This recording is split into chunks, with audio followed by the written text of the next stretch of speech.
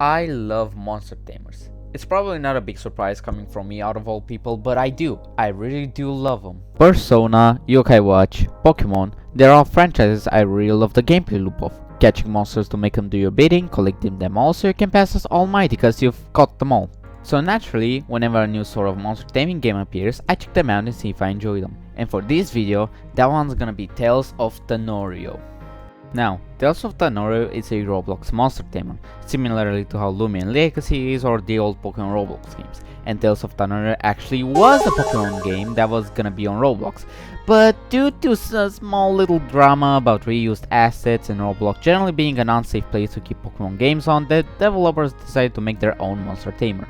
So this is how we ended up with Tales of Tanorio. But the question is, where the sweat, tears, and overall stress of the developers that got to release this game through the countless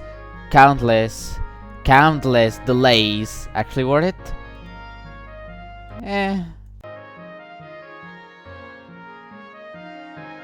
I want to get one thing clear. This game isn't even considered a beta. It's an alpha. It's the most straightforward definition of an alpha. 2 gyms, a handful of Tanorians, and a handful of things to do. Currently, there isn't even any kind of trading or PvP in this game, which is such a weird thing to not include in your multiplayer monster taming game. There are a lot of mechanics that aren't fully fleshed out yet, bugs, and a general feeling of this game being unpolished, so that will be taken into account when reviewing the game. But keep in mind that will probably, in the upcoming updates, a lot of these problems are gonna be fixed, since the devs already addressed some of the problems that were present in the game and repaired them. So, is this game good? Well, for an alpha, it's actually pretty solid.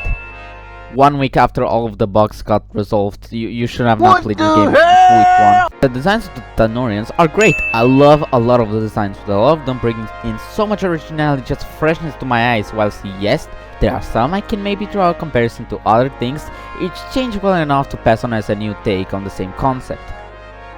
Yeah, that's kind of an original thing to hear, is it now? The game also looks fantastic. The people in charge of the art direction to this need to be awarded. It's generally such a well executed vibe to the whole game, and it fits to Roblox as well. It's just really good. The battles are okay. I haven't faced a lot of difficulty because I have an overlevel starter, because I tried to heavy train it in the first round of the game. Then my EVs got fucking resetted. That was absolutely genius. The weather mechanic is a nice change of scenery every now and then, and the voice acting is actually pretty good for a Roblox game. Hey, if it doesn't sound as if it's a hello, your computer has virus. It's absolutely good. And the areas are actually pretty distinct and cool from one another. You can tell there are a lot of certain places that are getting saved for later purposes, similar to how PvP did its areas. Having a few blocked off areas you'll come and explore in later updates with more stuff on yourself, it makes you very excited for upcoming updates and what they could bring to the overall game. Now, onto the yucky stuff. As previously mentioned, PvP and trading are not in the game yet. Ruptures are incredibly buggy and weird. You are not able to catch the Tanorio within it, which defeats its whole purpose. God forbid you find a shiny in it at one point. Some Tanorians are kinda goofy gameplay wise, like Tubibara being a physical attacker with its high stat being special, cause when it mega evolves, its stats get switched, you know? Like, as you do. Having to kill a shiny to get a new Tanorian, the game not telling you that you are able to go into Ruptures alongside the mount system being poorly explained.